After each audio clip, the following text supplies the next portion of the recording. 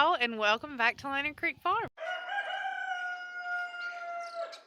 All right, guys, today we're going to be talking about record keeping on the farm, but specifically on the rabbitry. I've done another video on record keeping for the farm and how we do that, and I'll try to post it right here and then link it in the description. But today we're going to talk about specifically the rabbitry, how I keep records, the multiple ways that I keep track of everything, and what I really put in my records for, our record keeping. I want to explain first why it's important to keep records.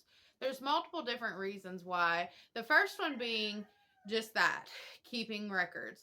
Not only writing stuff down for you to know, but for other people to know.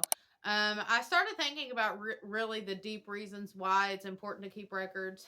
And, some of it is for you, the rabbitry owner, to keep. But also, if something was to happen, let's say you pass away or you get in some kind of accident and you're unable to maintain the rabbitry, you need to have accurate, thorough records in order for somebody else to kind of pick up where you left off and be able to figure out what's going on. So let's say I have a doe that's due to have babies. It's important for other people besides me to know that information in case something happens to me. That way they can kind of keep track of what's going on in the rabbitry. The second reason is to keep you on track.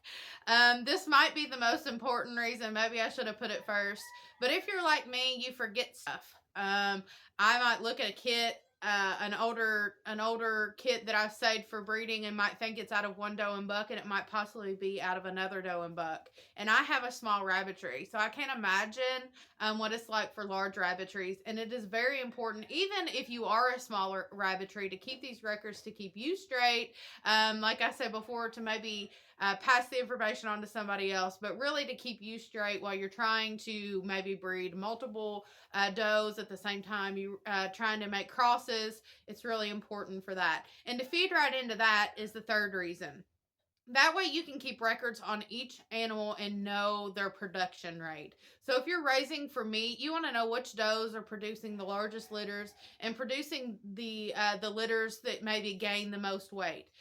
Is she nurturing in those litters? Is she taking care of the babies? And vice versa. You want to know what does and bucks combined together doesn't produce the best quality kits, doesn't produce kits that maybe gain weight. And for our particular reason, we raise show quality rabbits. So we need to know what does are producing the best body condition, or does and bucks producing the best body condition, along with the different colors and mixes that might possibly be in your rabbitry or on your farm. If you're selling for show quality, pet quality, or meat quality, it's still all important to have these records written down, not only, like I said, for you to see, but for information later on and maybe for somebody else down the road to see. The fourth reason why this would be important is if you are selling rabbits off of your farm and you want, let's say somebody's buying a breeding pair from your farm. Obviously you're going to want to send, unrelated if possible. He just gave me a little pat on the butt for anybody wanting to know. Unrelated if possible. And you also want to know, what the doe's from, what the buck's from, maybe what might need to be worked on throughout the breeding.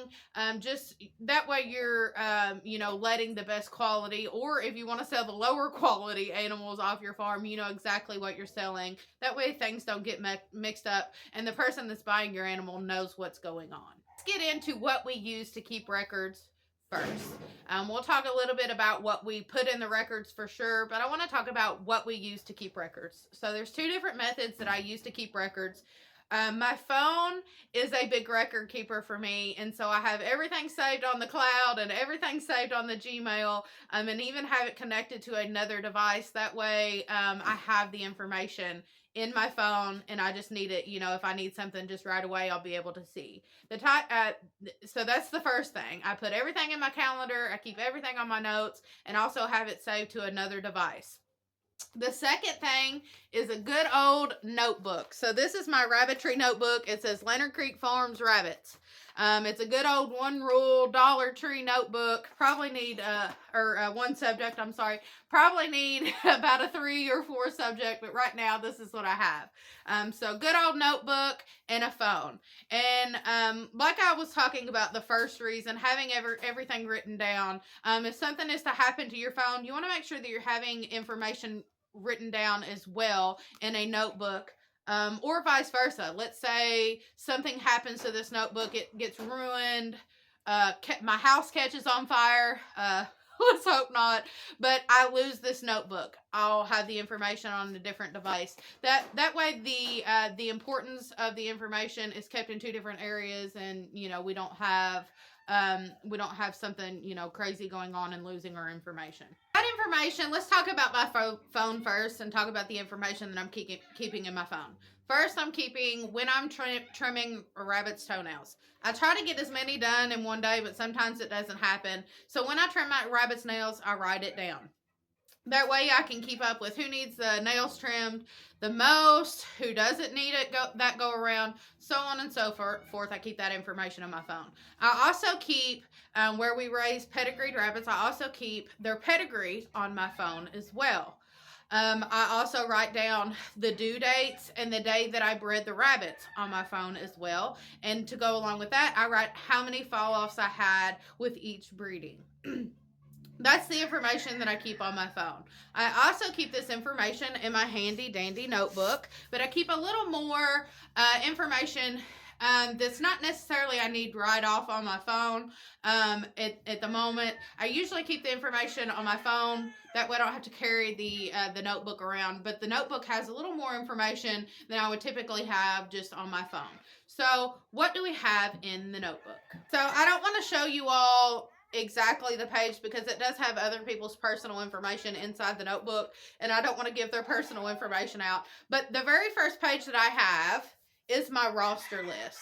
It's who all I have in the rabbitry. If a rabbit sells, I have their name in the list, but I mark down that they are sold. And sometimes I mark the date that they were sold for sure and who they sold to, just in case that individual has any questions later on. I have their information. So each rabbit has their name. So here's my roster list. On the roster list, like I said, it's got other people's information, so I can't show you exactly. But on the roster list, I have the rabbit's name. Next to their name, I have their particular color. Underneath their name, I have their date of birth, the breed that they are, and whether they're male or female. And then when it comes to the personal information, I have who I acquired them from and the date that I acquired the rabbit.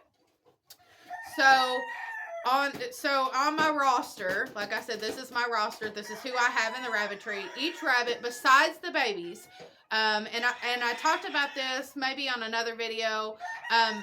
Maybe I didn't. I do not name the animal. I do not name babies that I'm not going to keep. Naming animals that you're not going to keep just seems so confusing to me. And we don't, when we tattoo, we don't put their name inside their ear. We put, and I'll get into that in the video, but I don't do their name. I'll explain what I do in just a second. But I do not name animals that I'm not going to keep. That keeps my roster list small, obviously. That keeps me from having to remember all kinds of rabbits' names and getting rabbits mixed up. So I do not keep their names, just the names of babies. I just keep the names of rabbits that I'm planning on keeping for breeders.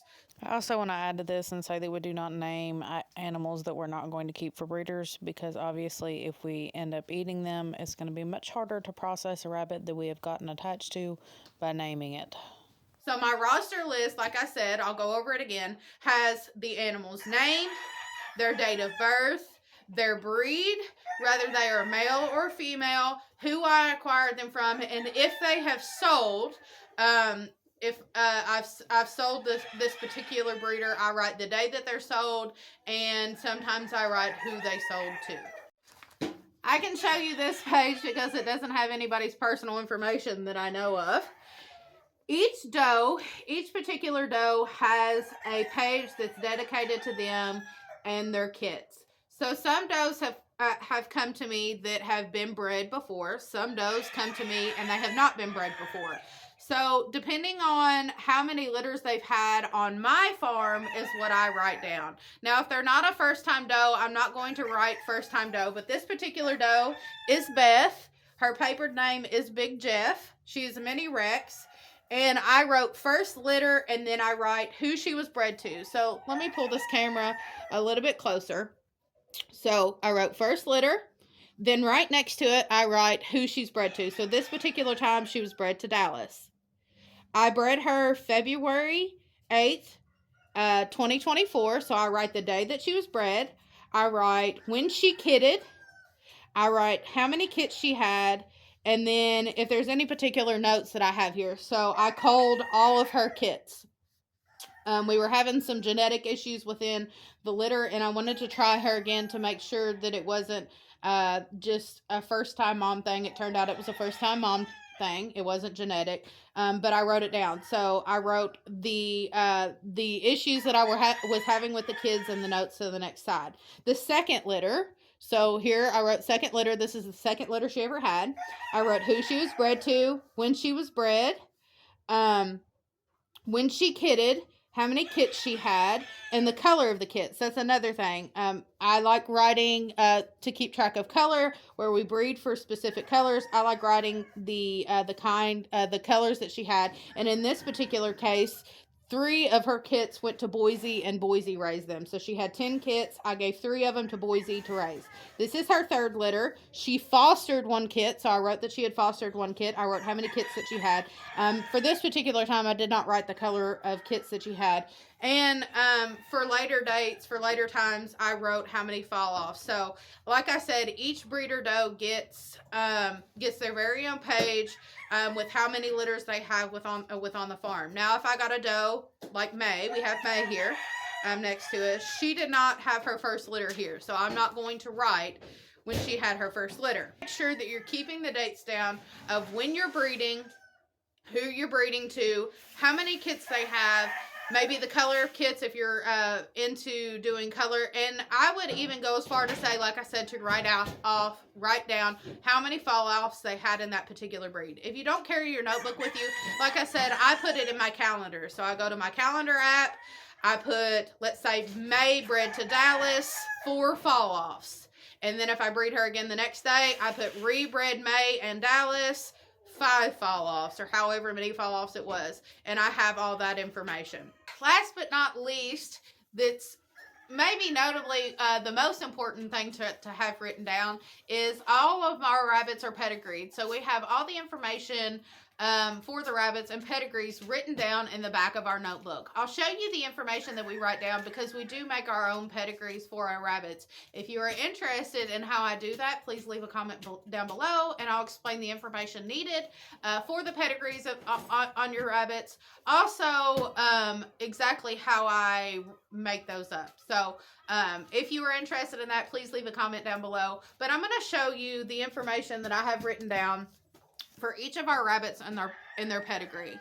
So in order for a rabbit to be fully pedigreed, both parents have to be pedigreed, and they have to have at least 3 generations going back, and I like to do 4 generations going back if possible. So I write the pedigrees for each and every single one of our rabbits that I keep as breeders on the farm. Some of our rabbits came with their pedigree. Some of the rabbits were born here. So this particular rabbit is Iris. She was born here. So I have all of her information written down along with her parents written down. And then the 2 generations after for the pedigree. So I have 4 generations on here on her sheet of paper for the pedigree. So each rabbit that I keep as a breeder has their pedigree information written down. But I want to show you particularly the information that I write down just for record keeping purposes. So this is Iris. Hopefully it's in the thing. This is Iris. This is her pedigree. So she's Leonard Creek Farms Iris. So LCFS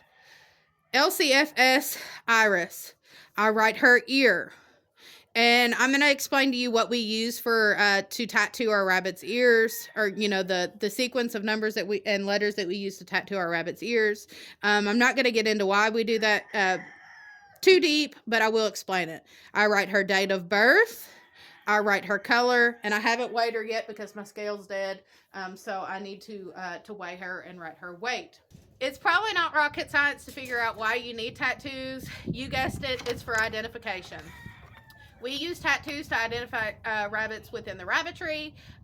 People use tattoos to identify the rabbits within the show world. And if your rabbits are in the show world, if you show your rabbits, you have to have their ears tattooed. So without getting too deep into that, I want to explain what we use for the tattoo on our rabbits. So tattooing and the things that people use varies from farm to farm. The numbers and the information that you put in their ear. Most of our rabbits that came to our farm are identified by their particular name. So we have Big Jeff is Beth in her ear. Maybelline has May. Dallas's is his nickname, or it's his initials of his name. Boise is her name in her ear, but we do things a little bit different. I use it mostly for just informational and identification, identifying the month, the year they were born, and their parents. And I'll explain to you how I do that, and just show you just a short clip of exactly how I figured out how to write this information down. So this is kind of sloppy handwriting because I kind of just threw it down. It was for me and nobody else to see. So pardon the handwriting. But when we first got into tattooing, I really couldn't decide exactly what I wanted to do. If I wanted to add our name into the name tattooed in the rabbit's ear, or if I just wanted to put the information. And in the end, we just decided to put their information. So don't pay attention to this because this is me just toying around with different things. So the tattoo, and I mix this up.